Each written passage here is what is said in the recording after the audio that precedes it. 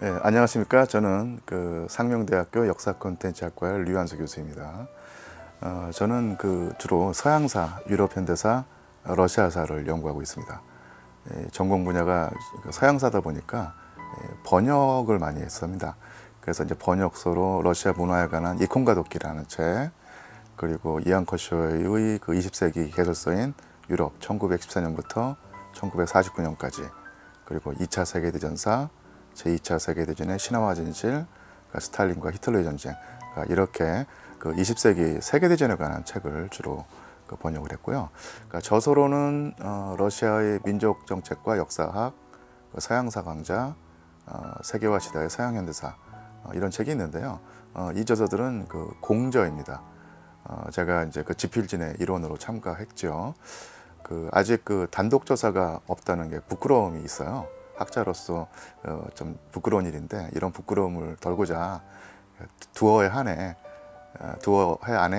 러시아 혁명, 그리고 제2차 세계대전 시기 여성군인에 관한 연구서를, 단독 저서를 쓰려고 애쓰고 있습니다.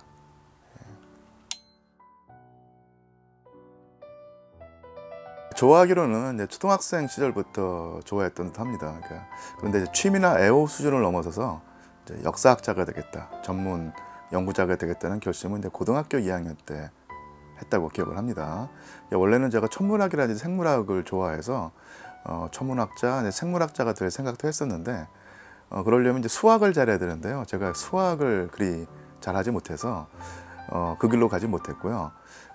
제가 제 자신을 한번 짚어보니까 수학보다는 어학을 잘했다는 어떤 생각을 했고, 그래서 이제 인문학의 길로 가겠다고 결심을 했습니다. 특히 이제 어떤 낱말을 접했을 때 이 낱말이 어떤 어원을 가지고 있느냐, 어느 시대에 어떻게 생성됐는가를 이제 알아내는 데 재미를 붙이다 보니까 자연히 이제 역사 공부에 흥미가 생겼고요.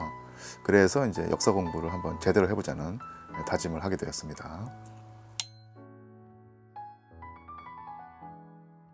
러시아 역사에는 전쟁, 혁명, 내전 이렇게 상당히 굴곡이 많고요. 극한적인 상황이 참 많습니다.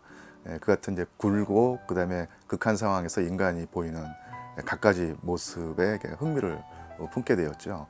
한 가지 예를 들자면 제2차 세계대전 시기에 독일이 소련을 공격하면서 오늘날의 상트페테르부르크죠. 그 당시에 레닌그라드 시를 포위하고 봉쇄해서 900일 동안 봉쇄 상태가 유지가 되는데, 이 나치 독일군에게 포위당한 상태에서 무려 레닌그라드 시민 100만 명이 굶어 죽죠. 엄청난 큰 비극인데, 그런 엄청난 비극 속에서도 끝끝내 버텨내서 전쟁을 승리로 이끄는 레닌그라드 시민들의 모습은 사실 인간의 상상을 초월합니다. 그러니까 이런 식으로 러시아 근현대사를 공부하면서 사실 롤러코스터를 탔다는 어떤 그런 산뜻한 짜릿함을 느낄 때가 많았거든요. 그러다 보니까 이게 러시아 역사에 흠뻑 빠져서 아직까지도 헤어나지 못하고 있습니다.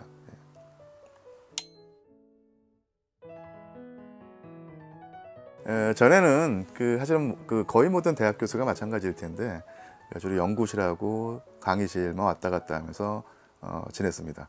그런데 요즘에 방송국 프로그램에 여러 차례 출연하게 되었고요. 특히 최근에 사실은 좋지 않은 일이지만 러시아 우크라이나 전쟁이 일어났고, 이 전쟁에 관한 관심이 폭증하다 보니까 일반 시민들이 엄청난 궁금증을 가지고 있더라고요. 그런 궁금증을 풀어달라는 강연 요청이 줄줄이 들어오고 있습니다. 그래서 제 다이어리에 빈 구석이 없을 정도로 아주 빡빡하게 바쁜 일정을 보내고 있는 중인데요. 힘이 드는 게 사실이긴 한데, 우리 사회의 지적 욕구를 채우는데 사실은 제가 조금이라도 이바지한다는 점이 뿌듯하고, 이런 뿌듯함이 상당히 큽니다.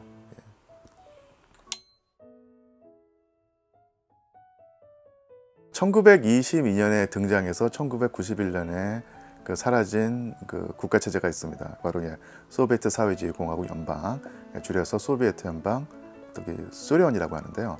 이 소련은 참으로 흥미로운 체제이자 제국입니다.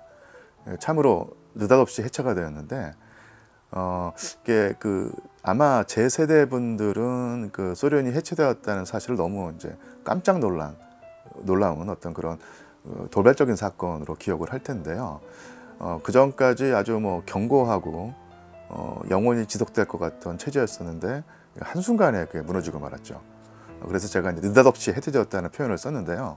그러니까 인류의 역사에서 어떤 체제라든지 제국이 무너지는 과정을 생각하면 항상 폭력 사태, 전쟁, 내전 이런 격렬한 어떤 변화가 수반되었는데 소련은 그런 식의 어떤 혁명, 전쟁, 내전이 없었던 셈이죠. 그러니까 이토록 쉽사리 한 체제가 평화롭게 순탄하게 스르르 사라진 경우가 또 있을까 궁금합니다. 아마 없을 듯하던 느낌이 드는데요. 저는 소련의 해체 그 순간에는 이런 나타나지 않았던 갈등, 고통이 있었다고 봅니다. 그래서 그런 고통이 잠복해 있다가 30년이라는 시차를 두고 갑자기 터져나온 것이 바로 2022년 올해 일어난 러시아 우크라이나 전쟁이라고 볼 수 있지 않을까 싶습니다. 그러니까 푸틴 대통령이 전쟁을 일으키기 전에 소비에트 연방의 해체를 두고 가장 비극적인 지정학적 재앙이다 이런 표현을 썼는데 그런 인식이 바로 오늘날 우크라이나의 침공으로 나타났다고 볼 수 있지 않을까 싶습니다.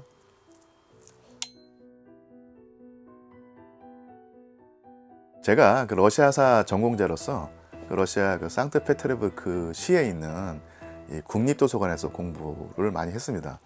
이 국립도서관 이름이 푸블리치나야 도서관이라고 하는데요. 이 세계에서 가장 큰 도서관 중에 하나예요. 그런 세계 최대의 도서관에서 공부하는 뿌듯함이 나름 컸고요. 이 도서관은 서울로 치자면 세종로에 해당하는 넵스키 프로스펙트라는 어떤 대로에 있거든요. 이 넵스키 프로스펙트에서 러시아 현대사 여러 격변이 일어납니다. 가장 중요한 사건으로 러시아의 10월 혁명, 그러니까 1917년 러시아 혁명이 일어났죠. 그래서 제가 공부하던 이 푸블리치나야 도서관에서 이 거리가 내려다 보이는데 내가 연구하는 역사적 대사건이 바로 저기서 옛날에 일어났구나. 이런 상념에 젖어서 책장을 넘기던 기억이 지금도 뚜렷합니다. 저로서는 아주 잊지 못할 추억이기도 하죠.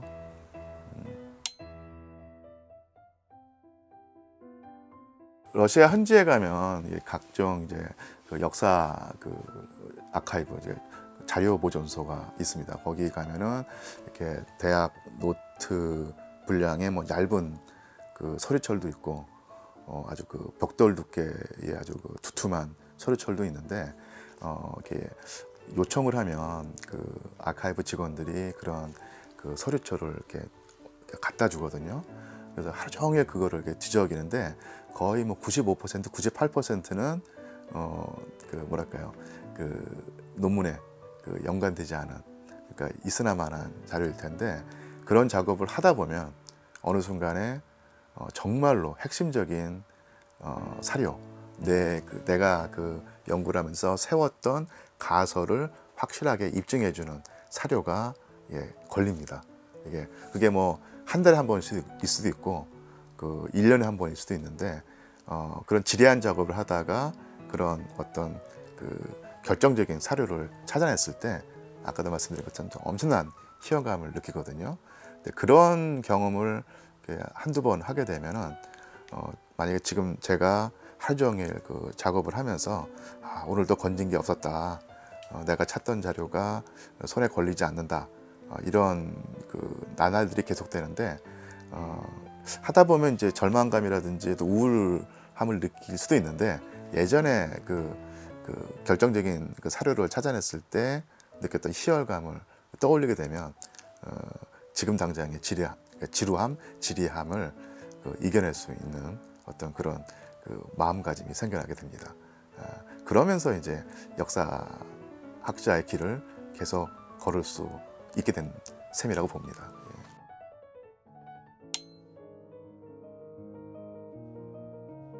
저 같은 경우는 예전에 이제 아까도 말씀드린 러시아 현지 도서관과 이제 자료 보존소에 갔었는데요. 그 도서관 직원분들, 그러니까 직접 그 열람자와 학자들과 접촉하는 그 데스크에서 일하시는 분들과 좋은 관계를 그 맺으면은 아무래도 그 뭐랄까 더 큰 도움이 되는 것 같아요. 책도 더 빨리 그 찾아볼 수 있고, 그다음에 자료보존소의 직원들과 얘기를 하다 보면 제가 요구하는 자료가 어떤 것인지를 정확히 간파하고 그 자료를 찾아주는 경우가 있거든요. 그래서 그 유명 학자들이 쓴 저서의 앞에 그 감사의 말을 읽어보면 외국 학자들은 거의 대부분 다 어느 도서관, 어느 자료보존소에 있는 어느 직원에게 고맙다 이런 말이 꼭 들어가거든요. 저게 충분히 이해가 갑니다. 그래서 저 같은 경우는 러시아에 가서 오랜만에 그 자료보존소나 도서관 그 직원들을 만나봤을 때 조그맣게 이제 초콜릿 세트를 선물해서 감사의 뜻을 전하기도 했죠. 예. 이것이 제 작은 노하우입니다. 예.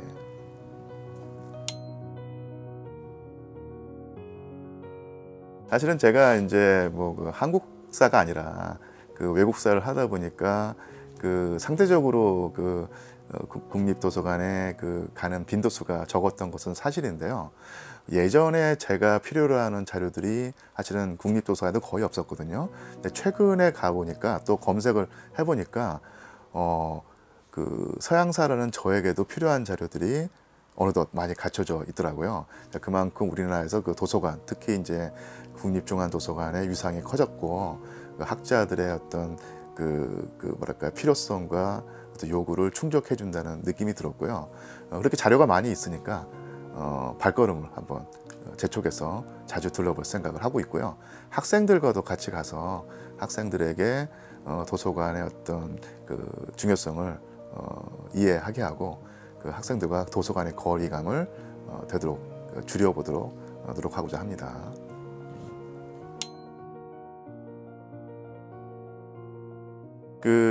제가 그 인생의 모토가 좌우명이 뭔가라고 생각해 봤는데요. 프랑스 대혁명 시기에 그 자코벤 그 혁명 지도자였던 조르주 낭통이라는 인물이 있습니다. 이 낭통이라는 인물이 아주 유명한 말을 하는데요. 우리는 과감해야 하고 또 과감해야 하고 언제나 과감해야 한다. 이런 말을 하거든요. 혁명이 그만큼 그 능동적으로 주체적으로 공세를 펼쳐야지만 성공할 수 있다. 뭐 이런 그 가르침을 혁명 동지들과 이제 공감하면서 했단 말일 텐데요. 이런 과감성이 그 삶에서 중요하지 않을까 싶습니다. 그러니까 물론 제가 제 삶에서 그렇게 과감하지 못했던 때가 많았고 그렇기 때문에 아쉬워서 그럴지도 모르겠습니다만 과감성이 있어야 삶이 더 풍요로워지고 더 즐거워지지 않을까 싶습니다. 특히 지금 그 젊은 세대 한창 앞날이 펼쳐져 있는 젊은 그 세대일수록 이 낭통의 그 말을 과감성을 강조하는 그 말을 그 좌우명 모토로 삼아서 인생에 대처하다 보면 훨씬 더 큰 성과를 거둘 수 있지 않을까 이런 생각을 해봅니다. 예, 이상입니다. 예, 감사합니다.